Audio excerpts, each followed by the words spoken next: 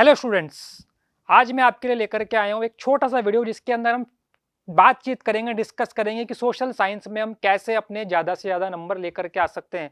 जैसे जैसे आपका सोशल साइंस का एग्जाम नज़दीक आ रहा है, कई बच्चे बात कर रहे हैं, पूछ रहे हैं, सवाल कर रहे हैं कि सर हम कैसे अपने नंबर्स को इंक्रीज कर सकते हैं, कैसे हम और ज़्यादा नंबर्स अब अपना, अगर जितनी हमारी तैयारी होगी तो कैसे उसको अब थोड़ा सा बूस्ट अप कर सकते हैं, सोशल साइंस को हम कैसे पढ़ें।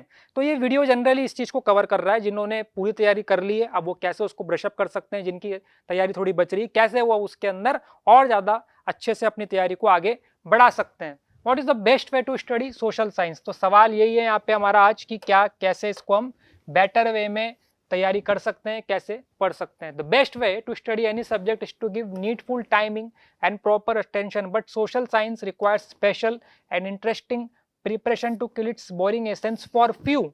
अब कुछ बच्चों को लगता है कि सोशल साइंस के अंदर चार आपके अलग अलग सब्जेक्ट्स आ गए हैं, कई बार कुछ पार्ट बोरिंग हो जाता है, बट उसको भी हम इंटरेस्टिंग कर सकते हैं। कैसे कर सकते हैं वही इस वीडियो के अंदर आज हम डिस्कस करने वाले हैं। तो हम कुछ यहाँ पे टिप्स शेयर करेंगे आपके साथ।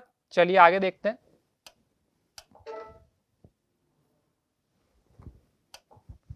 Read chapter thoroughly like a story, underline important lines using different color pen, circle difficult words and write down their meaning at the same place। अब देखिए यहाँ पे एक मनी क्रेडिट का हमने एनसीईआरटी से इमेज ले लिया है। क्या बोला गया है आपका? सबसे पहले चैप्टर को हमें अच्छे से पढ़ना है। चैप्टर आप अपने एनसीईआरटी से पढ़िए, वही आपका ग्रंथ है। अगर आपके पास कोई और एडिशनल बुक है उससे भी पढ़ सकते हैं, मना नहीं है, बट एनसीईआरटी से पढ़ेंगे तो ज़्यादा फायदे के अंदर रहेंगे। इसके अलावा आपको जहाँ पे लग रहा है कोई टॉपिक इंपॉर्टेंट है, कोई लाइन इंपॉर्टेंट है, कहीं पर कोई डेट दे रखी है, कहीं पर कुछ ऐसा कंटेंट है जिस पे सवाल बन सकता है, तो आप उसको अंडरलाइन कर लीजिए, आगे क्वेश्चन मार्क लगा लीजिए या अपनी लैंग्वेज में लिख सकते हैं कि यहाँ से सवाल बन सकता है। ठीक है। Circle difficult words and write down there meaning at the same place. History के अंदर, ज्योग्राफी के अंदर कहीं कुछ ऐसा वर्ड आ रहा है जो हमको लग रहा है कि हमें इसका मतलब नहीं पता है, तो उसका मीनिंग निकाल करके लिख लीजिए। या कोई ऐसी टर्म है जो आपको लग रहा है कि इसको मुझे डिकोड करना पड़ेगा, अपनी भाषा में लिखना पड़ेगा, तो लिख करके रख लें, ताकि जब अगली बार आप रिवाइज करें तो आपके लिए वो क्या हो जाए, आपके लिए सिंपल हो जाए। अब यहाँ पे मनी क्रेडिट का एक दे रखा है, यहाँ पे कंटेंट दे रखा है जिसको यहाँ पे हाईलाइट किया गया है। What are the aspects that one looks at in any credit arrangement and how this affects people is the main focus of the second part of the chapter. तो इस तरीके से आप भी जब एनसीईआरटी पढ़ रहे हैं तो उसके अंदर कुछ कुछ पार्ट अपना हाईलाइट करके रख सकते हैं, उसके आगे अंडरलाइन कर सकते हैं, क्वेश्चन मार्क लगा के रख सकते हैं, एडिशनल पॉइंट लगा के लिख सकते हैं वहीं पे जहाँ पे स्पेस दे रखी है, वो आपके लिए आगे हेल्पफुल रहेगा। तो ये तो हमारा पहला पॉइंट।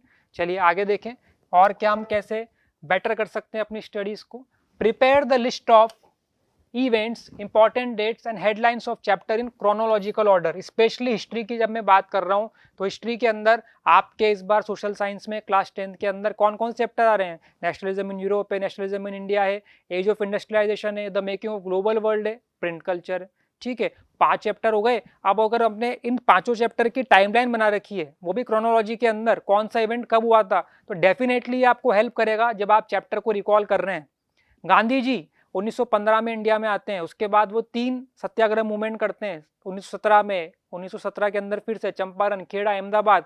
तो जब आप डेट वाइज, ईयर वाइज जब इनको रिकॉल करते हुए चल रहे हैं तो एक बेटर तरीके से आप अपना चैप्टर प्रिपेयर कर सकते हैं। डेट्स भी याद हो जाएंगी, कनेक्टिविटी भी बनी रहेगी और चैप्टर एक इंटरेस्टिंग वे में आपके लिए तैयार हो जाएगा। अगर आप माइंडलेस रीडिंग कर रहे हैं, केवल आप बस चैप्टर पढ़ रहे हैं अपनी बुक से, कोई लॉजिकली उसके अंदर दिमाग नहीं लगा रहे हैं, क्यों गांधी जी आए थे, गांधी जी आए तो उन्होंने क्या किया, जब उन्होंने किया कुछ अगर सत्याग्रह कर दिया तो क्या ब्रिटिशर्स का उसके ऊपर उन्होंने किस तरीके से रिएक्ट किया होगा, तो सवाल करना पड़ेंगे हमें चैप्टर के अंदर, उसके साथ इन्वॉल्व होना पड़ेगा चैप्टर के साथ, तब जाकर के हम एक अच्छा बेस बना सकते हैं। केवल लाइनें पढ़ने से मुझे नहीं लगता है कि चैप्टर आपका तैयार हो जाएगा। आप 1 घंटे 2 घंटे बुक पढ़ते रहें, बट अगर लॉजिकली उस चैप्टर को पढ़ रहे हैं तो डेफिनेटली वो आपके साथ बना रहेगा चैप्टर, और पेपर में आप एक अच्छा आंसर लिख करके आएंगे, वही तो हम चाहते हैं। ठीक है, तो सेकंड पॉइंट भी मुझे लगता है क्लियर हो गया यहाँ पे। चलो आगे। Don't learn but picturize whole story like a film in your mind. Cast your choice of actors in place of characters of history. अब हिस्ट्री की जब हम बात कर रहे हैं तो यहाँ पे आपके कई सारे ऐसे नेम्स हैं, कई सारे ऐसे इवेंट हैं जो कि इंपॉर्टेंट हैं, बट उन्हें कैसे याद रखें, पेपर तक कैसे हमें याद रहेंगे। इटली का यूनिफिकेशन हुआ, जर्मनी का यूनिफिकेशन हुआ, the strange case of Britain, सबके अंदर कुछ कुछ नाम दे रखे हैं, ग्यूसिप मजीनी, बहुत सारे नाम है, ऑटोमन बिस्मार्क, किसका किस जगह पे क्या रोल था, कौन किस जगह से कनेक्टेड है। तो उसके लिए हमें कुछ इस तरीके से अपने फ्लो चार्ट्स बनाने पड़ेंगे, अपने कुछ शॉर्ट नोट्स बनाने पड़ेंगे, या कहीं से हम हेल्प ले सकते हैं अगर कहीं पर बने हुए हैं तो, और उसके थ्रू हम अपनी जर्नी को थोड़ा सा सिंपल कर सकते हैं। तो मेहनत तो करनी पड़ेगी, बिना मेहनत के कभी हम बहुत ज़्यादा अच्छा अचीव नहीं कर सकते हैं। तो आपके अगर इस तरीके से कुछ शॉर्ट नोट्स बने हुए हैं, या एनसीईआरटी में भी जहाँ पर कुछ फ्लो चार्ट्स दे रखे हैं, उनकी हम मदद लेकर के अपने चैप्टर को सिंपल कर सकते हैं। और मेन चीज़ यही है कि हम कैसे उस चीज़ को लंबे टाइम तक रिकॉल कर सकें। पढ़ तो लेते हैं बच्चे, बट जब पेपर आता है तो पेपर आते आते उन चीज़ों को भूल जाते हैं। तो वो वाला पॉइंट भी अभी मैं आगे कवर करूँगा कि हमें टाइम टाइम पर अपने चीज़ों को क्या करते रहना है, रिवाइज करते रहना है। चलो आगे देखते हैं क्या दे रखा है। After the story is clear to you, focus now on language, read important points again and again. एक बार में ही पढ़ करके चैप्टर कभी क्लियर नहीं होता है, हमें बार बार उसको पढ़ना पड़ेगा। एक बार पढ़ लिया, उसके बाद वापस से पढ़िए, देखिए, सोचिए उस चैप्टर को के अंदर क्या दे रखा है, उसको पार्ट्स में डिवाइड कर दीजिए। एक बार बैठ करके देखिए कि अगर मैं इस चैप्टर से क्वेश्चंस बनाऊं पेपर के लिए तो कौन से क्वेश्चंस बना सकता हूं, किस टॉपिक से मुझे लगता है कि चैप्टर के अंदर क्वेश्चन थोड़े हार्ड बन सकते हैं।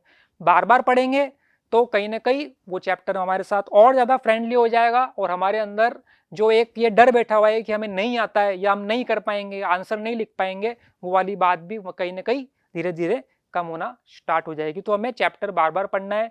अगर हमने उसको पढ़ लिया है तो कुछ क्वेश्चन हम ले सकते हैं, एनसीईआरटी के पीछे आपके क्वेश्चन दे रखे होते हैं, क्वेश्चन बैंक्स होते हैं, आपके मॉड्यूल्स होते हैं, उनमें जो क्वेश्चन दे रखे हैं उन्हें आप अपनी कॉपी के अंदर लिख करके देखिए। डेफिनेटली चैप्टर आपके साथ रहेगा, आप कॉन्फिडेंटली उस चैप्टर को अपने पेपर के अंदर अच्छे से, अगर कोई क्वेश्चन आता है तो आंसर दे करके आ सकते हैं। Don't simplify historical language, as this subject depicts story of early days and needs different words to show it. Use signatory words in your notes. अब देखो आपका यहाँ पर एक टर्म दे रखी है, अब उस टर्म का जब तक आपको मीनिंग नहीं पता है, एनसीईआरटी में कई सारे ऐसे बॉक्सेस दे रखे हैं, उटोपियन ये दे रखा है, देखो एक और नाम आ गया यहाँ पे, नेशनलिज्म इन यूरोप से मैंने आपकी ये दो टर्म उठाई हैं। ऐसे कई सारी आपको की टर्म्स दे रखी हैं, कई सारे आपको बॉक्सेस दे रखे हैं। अब अगर उन्हें हम पढ़ेंगे ही नहीं, और अगर पेपर में यही टर्म आपसे पूछ लेते हैं वो लोग, या इससे कनेक्टेड कोई सवाल आ जाता है, तो हम कैसे आंसर दे पाएंगे। तो फिर वही दुविधा रहेगी कि हमने बहुत सारे सैंपल पेपर कर लिए, बहुत सारे हमने इधर उधर से नोट्स पढ़ लिए, बट जो आपका ग्रंथ था एनसीईआरटी उसको तो पढ़ के ही नहीं गए। और आपको पता है कि इस बार आपके 3 केस आने वाले हैं पेपर में। अब वो केस कहाँ से आएंगे, एनसीईआरटी में से आएंगे, किसी आपका जो बॉक्स दे रखे हैं अलग अलग चैप्टर्स के अंदर एनसीईआरटी में से, उसमें से आ सकता है, सोर्स में से आ सकता है, किसी भी पैराग्राफ से आ सकता है। तो हमें कहीं ना कहीं उसके लिए तैयारी रखनी है। तो इस तरीके के जो बॉक्सेस दे रखे हैं, कुछ टर्म्स दे रखी हैं, इनको भी आप पढ़ें, समझें, और मेरे तो सजेशन है कि उसको आप डिकोड करके सिंपल लैंग्वेज में लिख लें, ताकि आपको उसका मतलब समझ में आ जाए और उसको आप कहीं ना कहीं अपने आंसर में भी आगे यूज कर पाएं।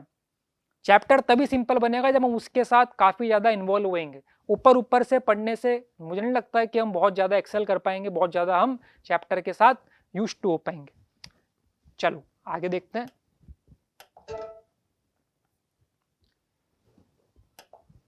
Do questions starting from very short answer to essay type, answer based on your concepts and reading, find out errors and work on that।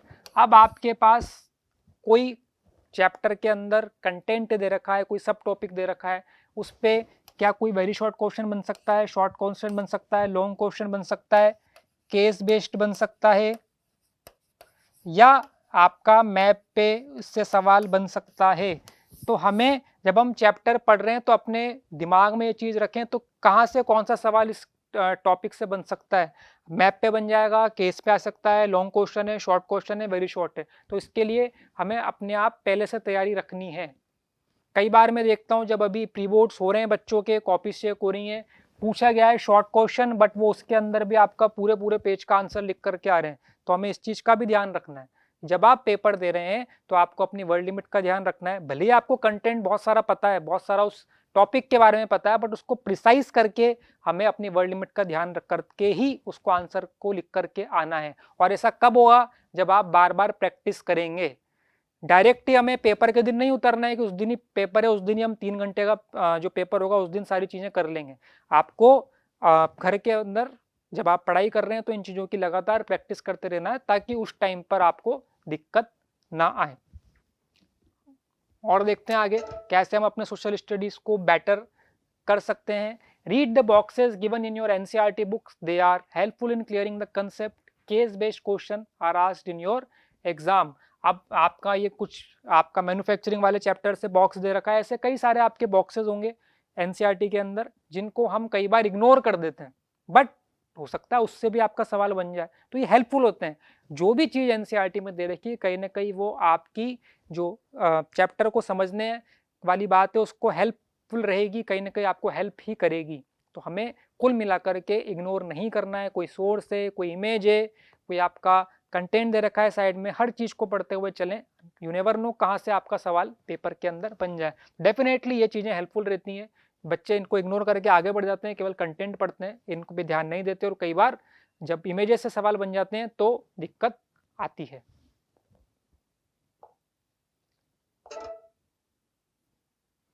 Caricature reading is important nowadays as CBSE is asking questions on that. अब ये मैं आपसे सवाल पूछ रहा हूँ, यहाँ पे आपको कमेंट में बताना है, बताइए ये इमेज कैरिकेचर आपका किस चैप्टर से लिया गया है।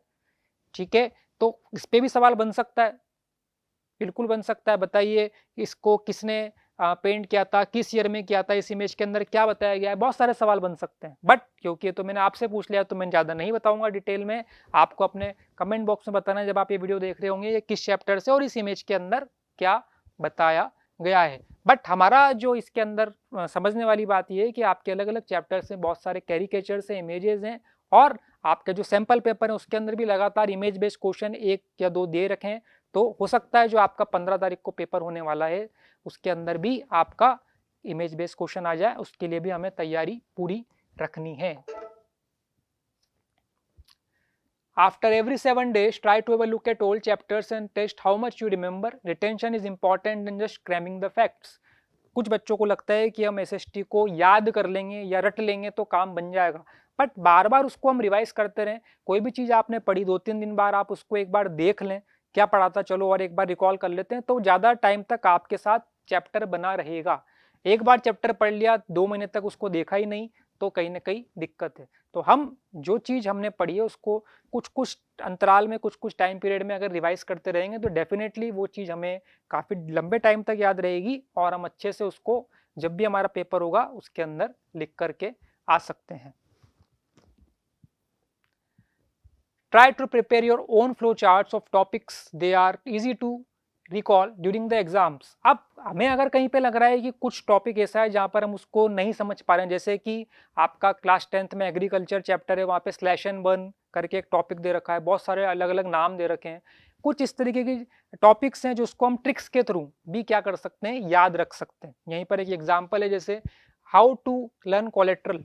अब कोलेट्रल आपका मनी एंड क्रेडिट के अंदर एक टॉपिक है, कैसे कोलेट्रल को याद रख सकते हैं, डोकोमो हो गया या सीआईडी हो गया, ठीक है, डॉक्यूमेंट हो गया, कोलेट्रल हो गया, मोड ऑफ रिपेमेंट या फिर सीआईडी के थ्रू। तो ये ट्रिक बना रखी है, कुछ भी नहीं है, इस ट्रिक के थ्रू भी हम क्या कर सकते हैं, चीज़ों को याद रख सकते हो। तो आप भी अपने कुछ ट्रिक्स बना सकते हैं जो आपके लिए हेल्पफुल रहेंगी जब आप पेपर देंगे।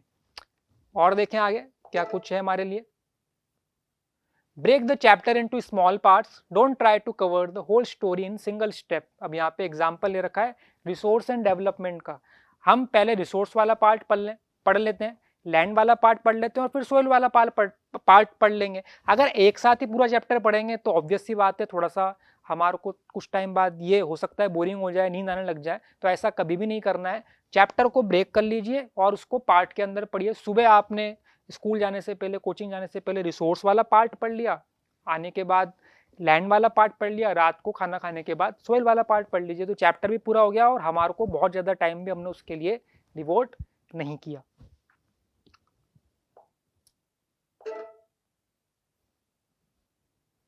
Many videos are available on internet regarding wars, treaties etcetera. तो जब हम हिस्ट्री पढ़ रहे हैं, जोग्राफी पढ़ रहे हैं, कोई टर्म हमें समझ में नहीं आ रही है, हमको और लगता है कि इसके लिए नॉलेज कहाँ से मिल सकती है, तो आप इंटरनेट पे कई सारी इस तरीके की वीडियोस अवेलेबल हैं। अगर टाइम है तो उसको भी आप देख सकते हैं। कहीं ना कहीं वो चैप्टर के अंदर जो भी चीज़ दे रखी है उसको और बेटर वे में आपको समझा देगा, और कहीं ना कहीं वो चैप्टर हमारे लिए और ज़्यादा क्या हो जाएगा, सिंपल हो जाएगा। Treaty of Vienna, first world war, ऐसे बहुत सारे एग्जाम्पल्स हैं जहाँ पर हम नेट की मदद ले सकते हैं। प्रैक्टिस मैप पोर्शन और रेगुलर इंटरवल्स, भैया मैप वाला जो पार्ट है 5 नंबर का आता है आपका, 2 नंबर का हिस्ट्री से आता है, 3 नंबर का ज्योग्राफी से आता है, तो उसको हमें बार बार प्रैक्टिस करना है। अभी भी मैं देख रहा हूँ कई सारे ऐसे बच्चे हैं जो कि मैप वाले पार्ट पे उतना ज़्यादा सीरियस नहीं है, बट ये एक ऐसा स्कोरिंग पार्ट है जिसको हमने 5-7 बार अगर अच्छे से मैप बुक पे प्रैक्टिस कर लिया है तो कहीं ना कहीं ये हमारे लिए क्या हो जाएगा, हेल्पफुल हो जाएगा। तो ये कुछ आज टिप्स थी जिसके अंदर हम क्या कर सकते हैं, हमारे नंबर्स जो हैं थोड़ा सा उसको इंक्रीज कर सकते हैं, हमारी जो इस समय तैयारी चल रही है उसको और हम बेटर कर सकते हैं। आई होप सोशल साइंस का पेपर जब आपका होगा तो आप उसे अच्छे से दे करके आएंगे, और बाद में जब हो जाए पेपर तो ज़रूर बताइएगा कि क्या ये ट्रिक्स आपके लिए हेल्पफुल थी, क्या ये इससे क्या आपको कोई मदद मिल पाई। चलिए इसी के साथ इस वीडियो को आज हम ओवर करते हैं। All the best for your paper. Thank you.